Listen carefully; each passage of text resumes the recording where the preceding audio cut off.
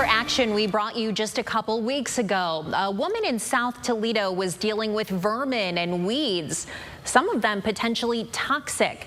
We have some movement tonight, but we're still working on a more permanent solution. 3 men came and weed whacked probably half of them off of the top, just from my yard to the end. Call for action was there when a landscaping crew showed up to trim these weeds and brush from the railroad tracks behind Rhonda Hayes' house. Rhonda had been calling Norfolk Southern to clean up the mess, but in a property records search, Call for Action found the University of Toledo owns the property since 2011. We let UT know it was overgrown, so they hired that crew and sent us this statement. Maintenance and ground crews from the University of Toledo typically mow the full former railway property once or twice a summer.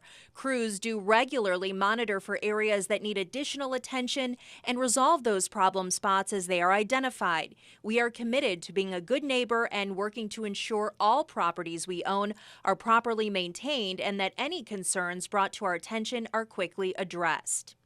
But like, things weren't all the way cut, and you know that's going to all grow back.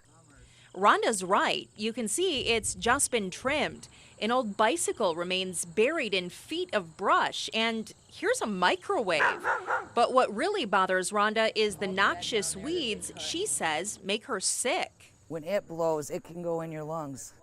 Take a look at Ohio's noxious weeds list. Poison hemlock is on the list, and that's what we found, cut back along the tracks. Ohio law states in cases of weeds along railroads, the superintendent or manager to destroy noxious weeds, brush, briars, burrs, and vines. The duty to destroy the vegetation exists even if the toll road, railroad, or railway is not in operation. If destruction of the noxious weeds does not occur, the township trustees may cause the removal of the weeds and may bring a civil action against the company for recovery of the costs. In this case, that company is the University of Toledo. Well, the city has not gotten back to us as to why this blight is allowed to continue and whether it will hold the University of Toledo responsible for cleaning it up. UT did send us another statement late today saying it did spray for weeds and will check the area again. And we reached out to Rhonda's City Council Representative Matt Cherry, who has not yet responded.